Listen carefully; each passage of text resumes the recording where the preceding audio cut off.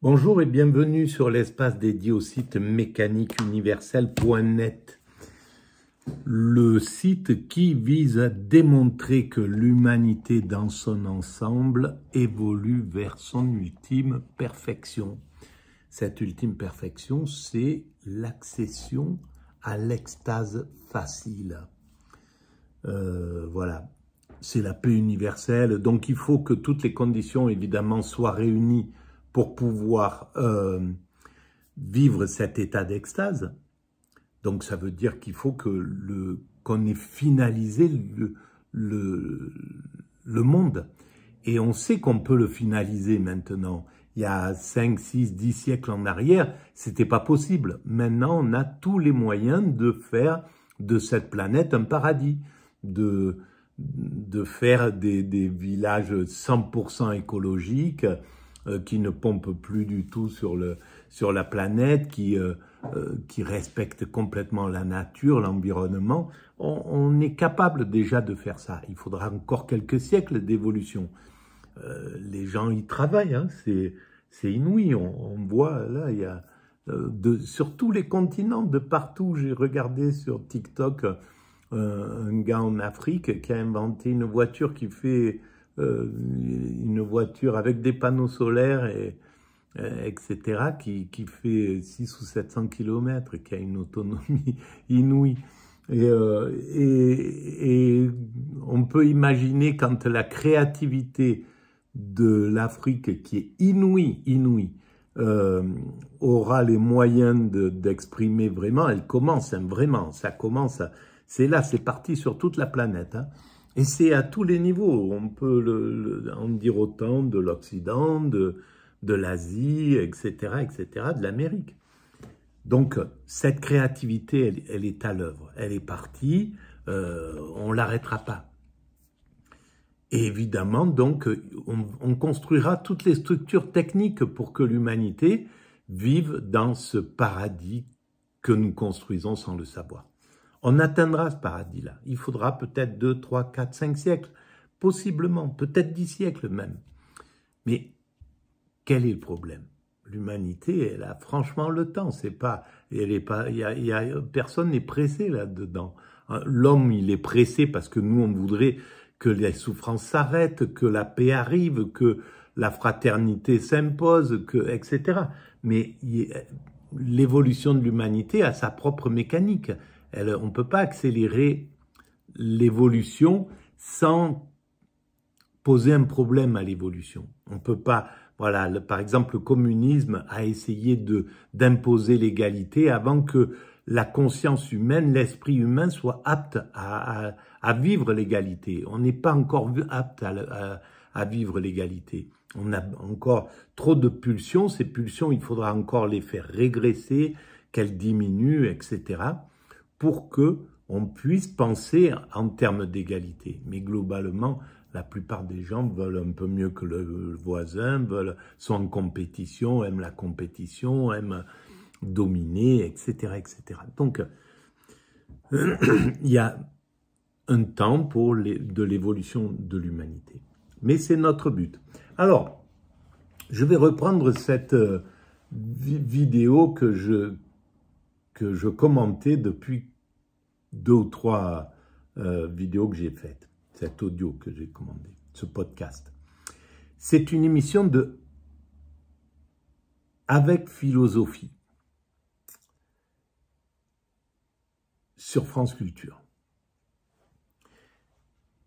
qui est consacrée au Nouveau Monde, parce qu'il y a les élections aux États-Unis. Donc c'est la vision des philosophes, des écrivains sur le Nouveau Monde au XVIIIe siècle. Alors on a parlé de Locke, de la vision de Locke, qui était une vision malgré tout colonialiste, hein, faut le dire. Et donc c'est étonnant, je connaissais pas, moi je découvre en même temps.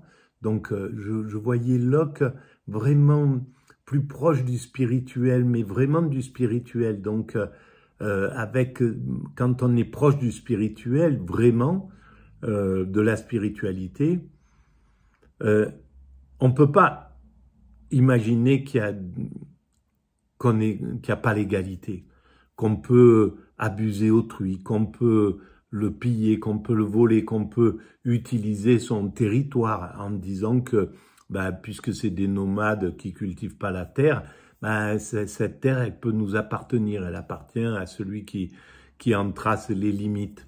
Alors que ça veut dire qu'il n'a pas du tout compris la philosophie dans laquelle vivaient les États-Unis. Vivaient les Indiens, les États-Unis, vivaient les Indiens d'Amérique à l'époque. Et ils avaient découvert des choses inouïes. La démocratie, elle était, certains peuples connaissaient finalement la démocratie, avaient une spiritualité extrêmement avancée, un système écologique inouï, enfin bref.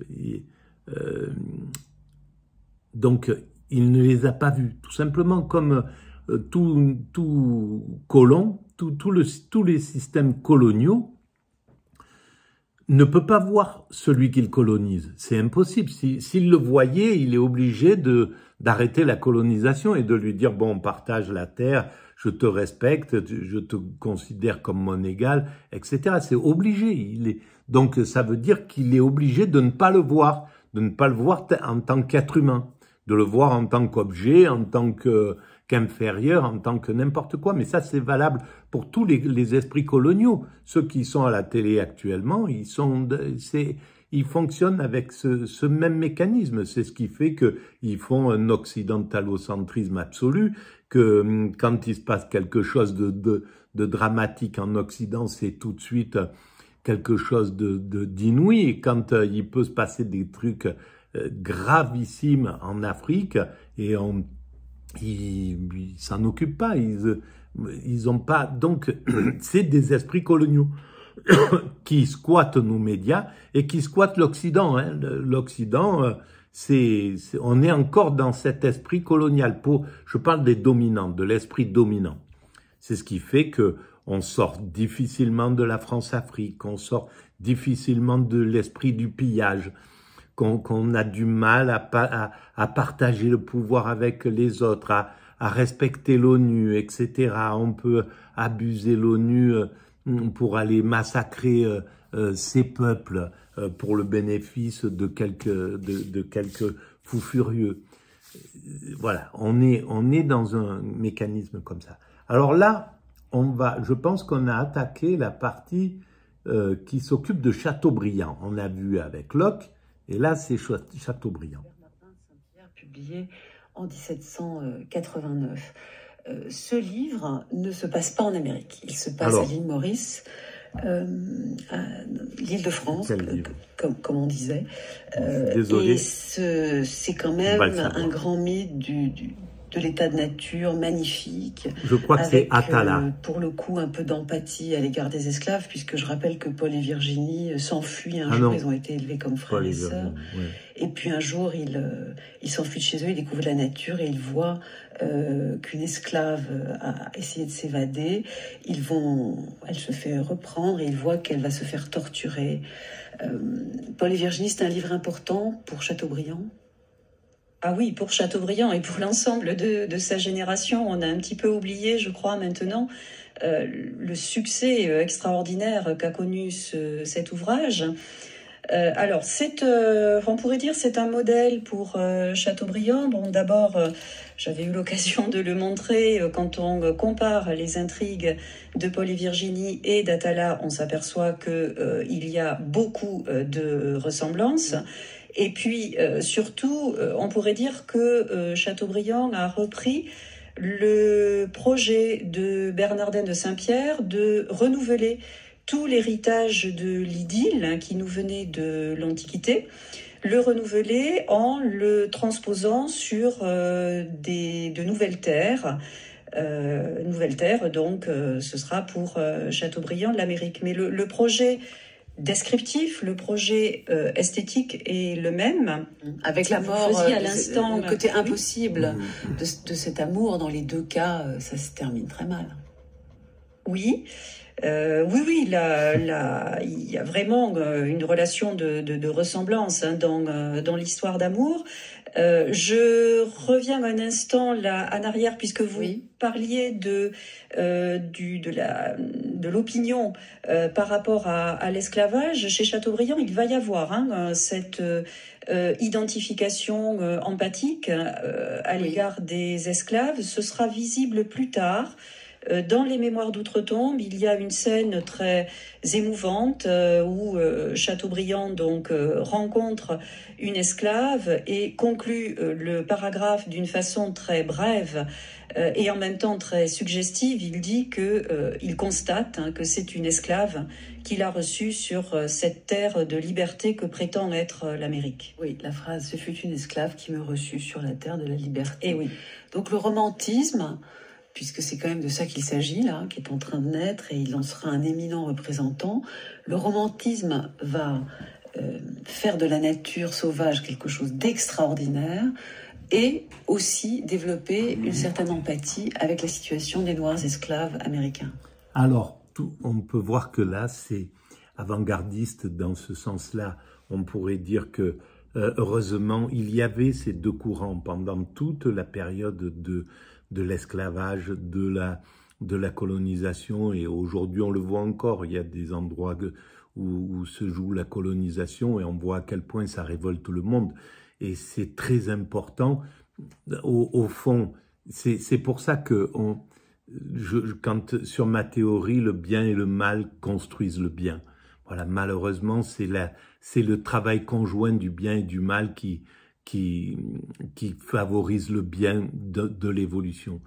Et il fallait qu'il y ait, face à cette exagération, eh bien, la pensée humaine, ceux qui se sont révoltés contre l'esclavage, contre la colonisation, ont fait évoluer la société. Mais il fallait bien qu'il y ait ce mal qui soit là, posé pour que la société finisse par mettre des lois, etc. Donc c'est bien ce travail conjoint. C'est tragique de le penser comme ça, parce qu'on préférerait que la conscience gère le problème, que la conscience dise bon, non, on ne va pas à la rencontre d'autrui en l'abusant, en le pillant, en le mettant en esclavage, en le colonisant. On y va en paix, en fraternité, on partage, on amène nos connaissances, on écoute les leurs, on mélange les choses, etc. Voilà, ça c'est le monde idéal. Mais ce monde idéal, il n'est pas là. C'est celui qui nous attend, c'est celui vers lequel l'humanité va. On atteindra ce monde idéal. Mais pour l'instant, le niveau de conscience est encore trop bas. Il est là, au niveau à peu près du truc pour où je mets les pâtes quand je les fais cuire. Là, ce truc-là. Voilà, à ce niveau-là. Et il faut que ça arrive au niveau des œuvres d'art qui viennent sans doute de Safi. Voilà, il y a un peu de céramique là-haut. Voilà. Donc il faut que ça monte là, à ce niveau-là. Et tant qu'on n'arrivera pas là, eh ben on est obligé de travailler grâce au mal. Le mal est là, il s'impose. Le mal du XXe siècle qu'on a mis comme le pire de tout, c'était la Shoah. Ben, à la sortie de cette guerre, l'humanité a été obligée d'imposer un organisme universel, l'ONU. Voilà, c'est sans la souffrance d'un peuple, de plusieurs peuples d'ailleurs, puisqu'il y avait les tziganes, il y a eu les communistes, il y a eu les homosexuels, il y a eu, etc. Sans la souffrance de cette population, l'humanité ne pouvait pas passer sur autre chose. Il fallait arriver au pire pour qu'elle puisse dire bon, c'est fini, il faut s'unifier. On est obligé de créer un organisme universel avec les tribunaux, juger les crimes contre l'humanité, etc. Jamais on n'aurait pu créer les crimes contre l'humanité. Donc, c'est quelque chose d'inouï qu'un peuple, par sa souffrance, fasse évoluer l'humanité comme ça.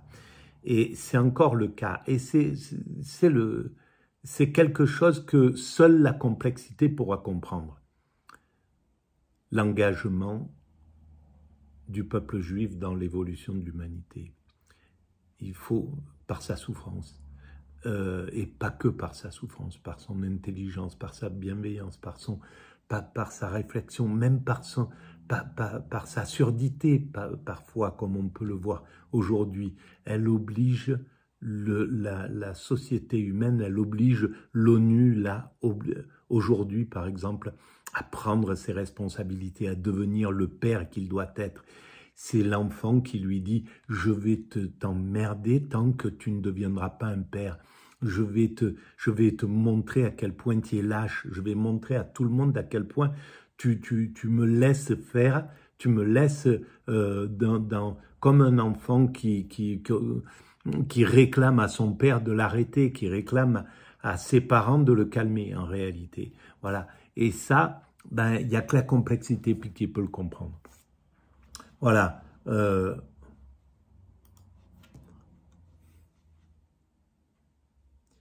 Allons-y, on continue.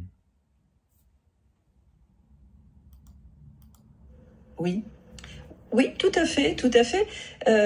Oui, Chateaubriand va incarner effectivement ce romantisme au point qu'on le désignera comme le grand sachem du romantisme, vous voyez. Oui, alors je voudrais savoir quand même... On se souviendra. Comment et pourquoi Chateaubriand, ce jeune noble, vicomte, royaliste, dont le père a fait fortune, il faut le rappeler, grâce au commerce avec les colonies, oui. Comment cet homme qui a assisté à la prise de la Bastille en 1789, 2 ans après, en 1791, décide de partir en Amérique?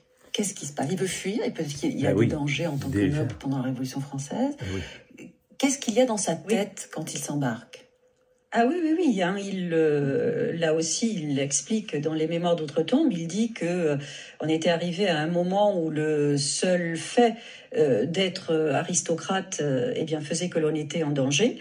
Donc, il fuit cette radicalisation d'une révolution qu'au départ, il avait regardée plutôt avec un bon œil arriver. Il raconte également qu'il est à ce moment-là très proche de Malesherbes. Malesherbes, qui est un grand lecteur de récits de voyage en Amérique. Il raconte qu'ils se voient souvent, qu'ils regardent ensemble des cartes de ce continent. Donc c'est ainsi que va naître ce projet de partir pour l'Amérique avec, au départ, un objectif scientifique. Il s'agissait pour Chateaubriand d'aller vérifier s'il existait une voie maritime dans le nord-ouest de l'Amérique. Donc, voyage d'exploration, hein, vous avez commencé cette émission en évoquant la figure de Christophe Colomb. Bon, on pourrait dire que Chateaubriand s'est mis dans la peau de Christophe Colomb, a rêvé d'être un nouveau Christophe Colomb. En réalité, quand il arrive en Amérique, il va revenir, il va abandonner ce projet qui était bien trop ambitieux. Il va en rester à un itinéraire qui est plus connu. Il va aller, malgré tout, donc dans la région des Grands Lacs et il va côtoyer les Indiens. Il va vivre avec eux, chasser avec eux et il se plaira à se présenter comme étant l'un des derniers à les avoir vus dans leur vie primitive, encore libre. Alors Atala sera publié en 1801. Auparavant, à son retour, il fera un autre livre qui s'appelle les essais historiques, politiques et morales sur les révolutions anciennes et modernes, considérées dans le rapport avec la Révolution française. Livre qu'il qualifiera plus tard d'un peu impie. Il a été peut-être un peu trop séduit. Puis, lorsque sa mère meurt en 1798, il le dit bien dans les Mémoires d'Outre-Tombe, il aura l'impression qu'il faut qu'il se rachète, qu'il a été puni et qu'il faut qu'il devienne plus pieux. Et la fibre chrétienne ressort dans Atala. Tout ça pour dire que peut-être il ment dans la préface d'Atala quand il dit qu'il a écrit ce livre dans le désert et sous les huttes des sauvages. Bon, ça, alors voilà, les romanciers, les philosophes, les penseurs, le mensonge fait aussi partie de la vie, d'embellir. Bien souvent, on voit même pas, on croit à ses propres données. Moi, je pense que il y a des choses que je bidonne sans doute sur la vie, j'en sais rien, sur les trucs, ça sera l'avenir qui détectera ces choses-là où j'aurais dit des choses pour embellir les choses. En tout cas, ça fait partie de...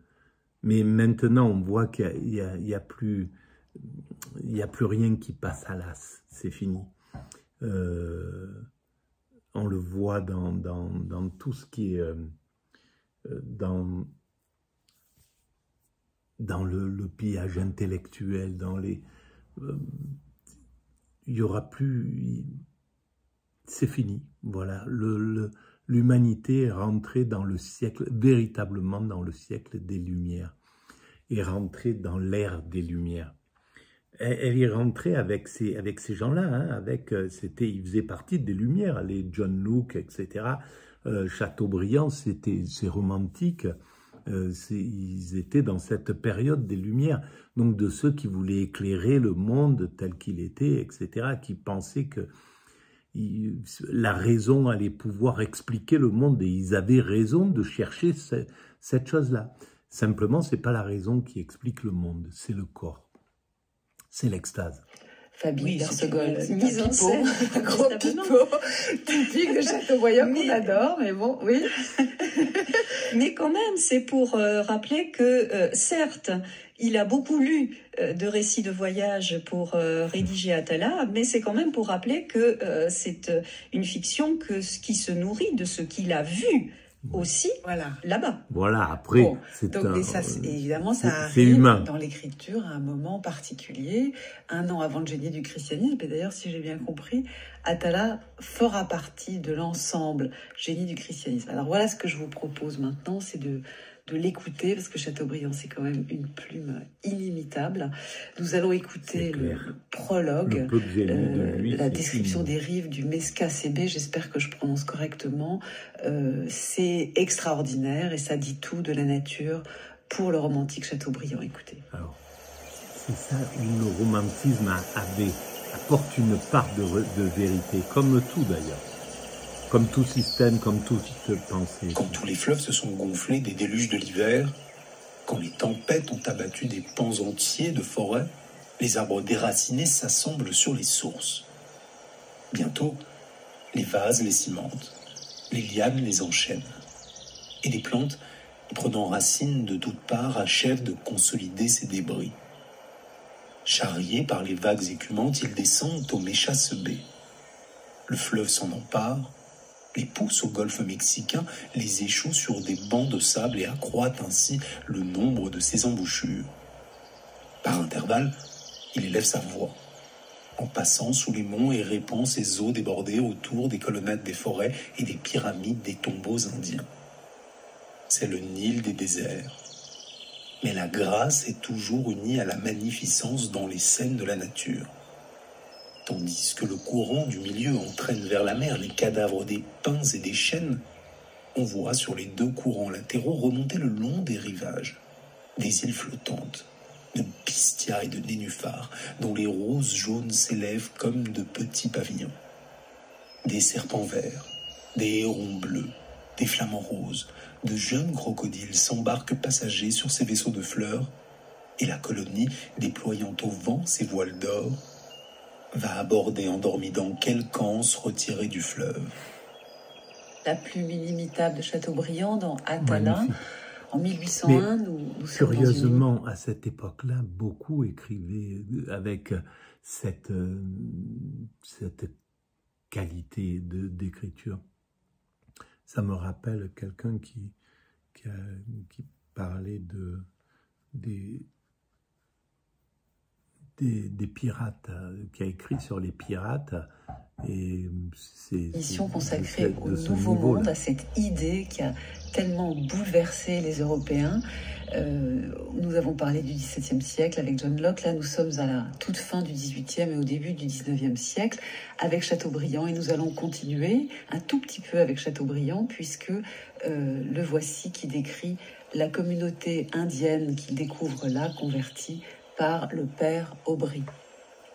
Dans le village régnait le mélange le plus touchant de la vie sociale et de la vie de la nature. Au coin d'une cyprière de l'antique désert, on découvrait une culture naissante.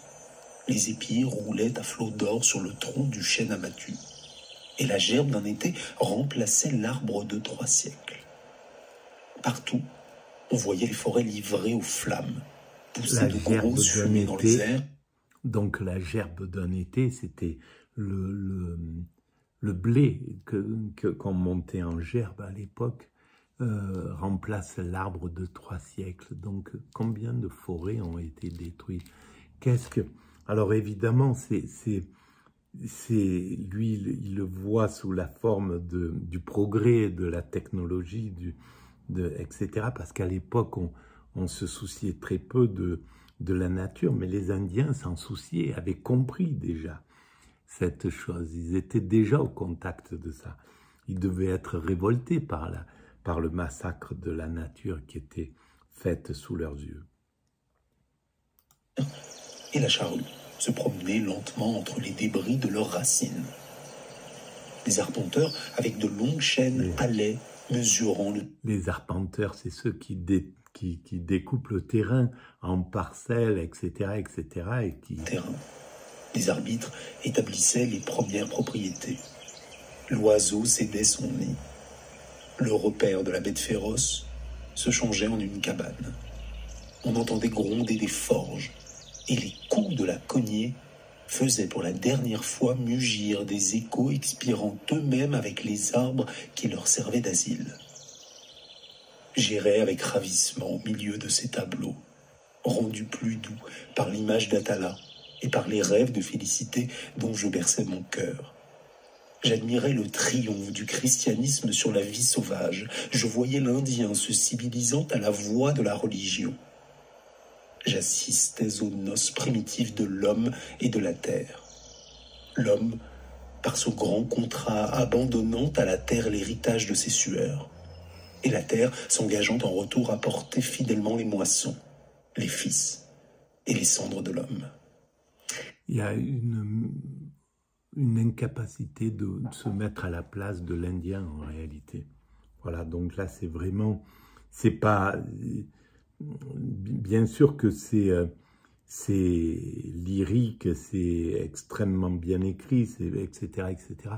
Mais en même temps, ça montre que il y avait cette difficulté à tous les échelons de la société, même chez ceux qui étaient les plus bienveillants, on pourrait dire.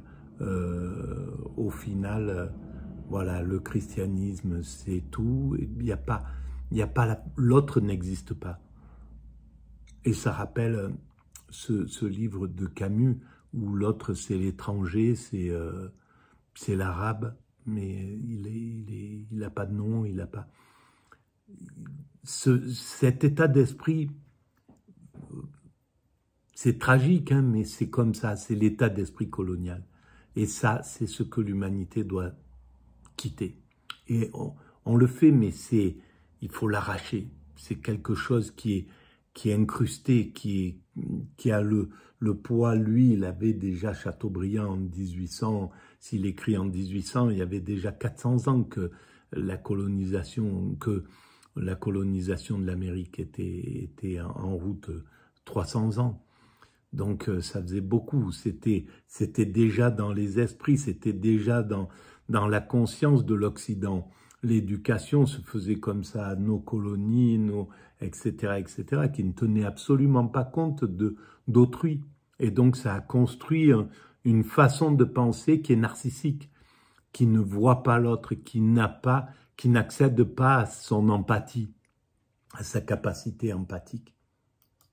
Eh bien, Fabienne Bersegol, l'Indien se civilise au contact du christianisme. C'est quand même le grand message. On n'aime pas souvent ce mot pour la littérature, mais malgré tout, chez Chateaubriand, il en est question. Le grand message livré par Atala. Alors oui, en même temps, c'est tout à fait cohérent parce que vous l'avez rappelé, Atala, pendant quelques années, a été rattaché au génie du christianisme. Donc c'était un épisode censé illustrer les théories du génie. Donc l'extrait que vous avez qui a été lu, effectivement, c'est une séquence que l'on pourrait qualifier d'utopique, puisqu'il s'agit de rendre hommage à l'action des missionnaires.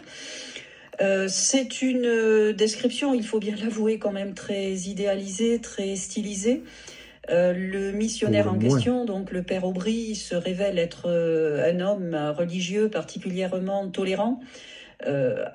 Avant ce passage, il est expliqué, par exemple, que le père Aubry donne droit à ses villageois de respecter leurs coutumes en matière d'enterrement de leurs morts. Donc vous voyez, ce que met en scène Chateaubriand, c'est quand même une religion particulièrement tolérante, qui cherche puisqu'il le dit, c'est toujours comme ça, Chateaubriand. Puisqu'il le dit, c'est toujours la conciliation des autochtones. Voilà. Oui, en tout cas, il dit que ça marche très bien, tout est toujours fluide et sublime.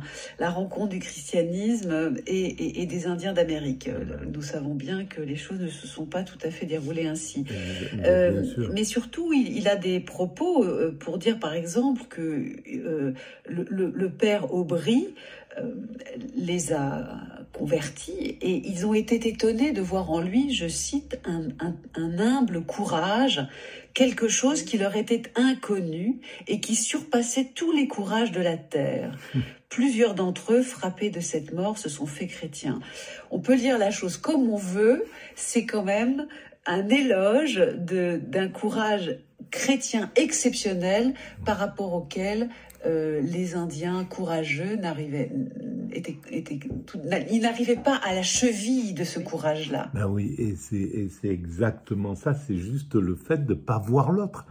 Parce que juste de voir les Indiens, ils auraient vu le courage inouï. Mais en fait, cette incapacité à voir autrui, mais ça c'est quand même le point de départ, le point sur lequel il faut vraiment creuser. Parce qu'en fait, c'est ça, c'est qu'il il les voit, ces Indiens, ils sont là, mais il ne peut pas les regarder. Qu'est-ce qui fait que c'est comme ça? Qu'est-ce qui fait qu'il peut voir le père machin? Et qu'est-ce qui fait qu'on a ce mécanisme à l'intérieur de soi? Qu'est-ce qui fait que je ne vais pas voir le courage de certains, je ne vais pas voir la beauté de certains, la profondeur de certains, et que je vais me fixer sur la profondeur d'autres. Qu'est-ce qui fait que je vais distinguer tout ça là? Voilà.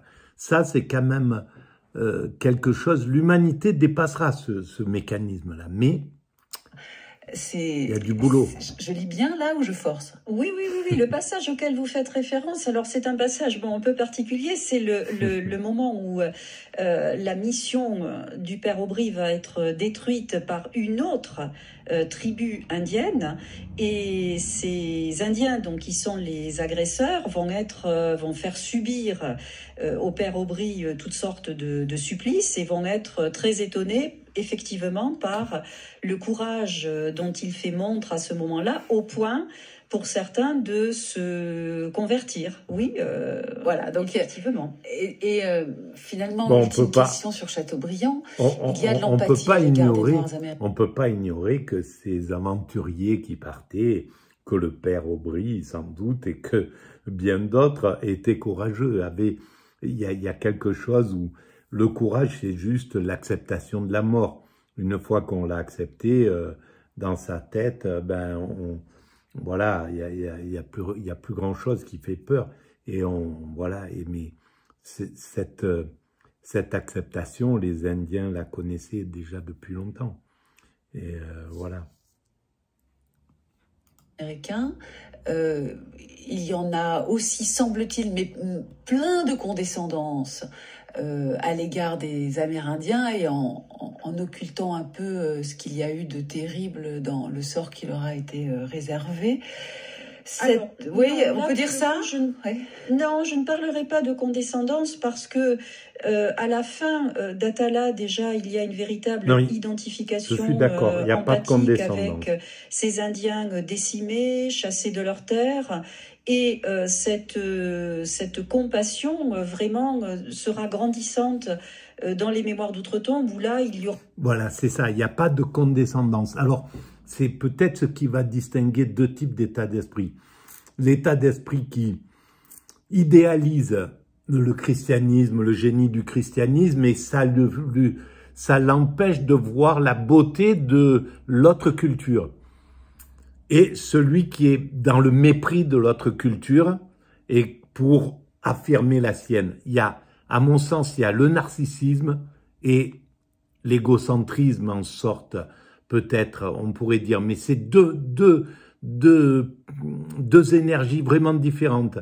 Le narcissisme méprise ce qu'il estime en dessous pour se glorifier, pour se faire croire plus grand que ce qu'il est.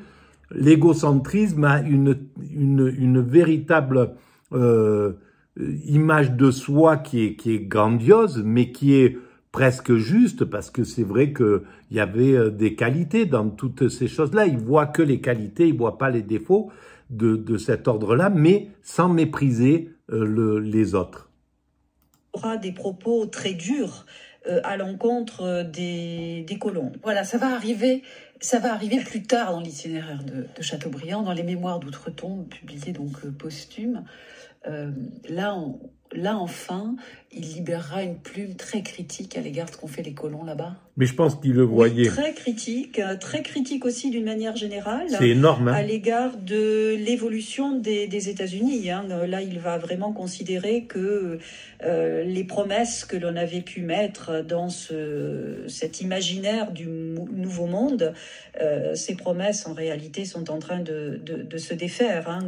Alors ça, on est obligé, surtout en tant qu'écrivain, quand on écrit ou quand on pense ou quand on s'investit, on fait toujours cette erreur. Moi, je l'ai faite, par exemple, avec l'élection d'Obama. Son premier discours, je ne sais plus où, au Caire, où il était grandiose, ce discours, il était magnifique, il m'a tiré les larmes aux yeux.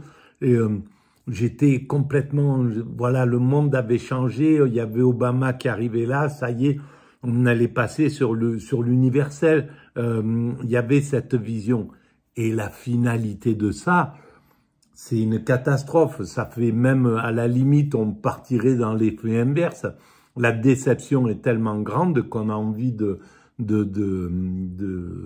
rejeter, de critiquer complètement tout ce qui a été fait. Donc voilà. Il va mettre l'accent sur tous les défauts qui apparaissent. La population américaine en particulier lui apparaît comme particulièrement dépourvue de tout intérêt à l'égard de la littérature et de la culture. Et donc évidemment, pour Chateaubriand, ça n'est pas recevable. Alors, Volney est un monsieur qui a 10 ans de plus que Chateaubriand. Alors, on arrête là. Pour Volney, ça sera juste après. Voilà, merci de votre écoute. Et puis, si ces idées un peu atypiques vous paraissent dignes d'intérêt, si vous pensez qu'il est intéressant d'éclairer cette idée qui dit que l'humanité va vers sa perfection, mettez des pouces, abonnez-vous, c'est gratuit, envoyez le lien à vos amis, laissez des commentaires, allez visiter l'espace, le site Mécanique universelle où je démontre cette théorie depuis l'an 2000. Elle est née en l'an 2000, voilà. Elle a été réalisée aux alentours de l'an 2000. Voilà. Et en tout cas, je vous remercie de votre gentillesse et de votre bienveillance que je sens autour. Merci, au revoir.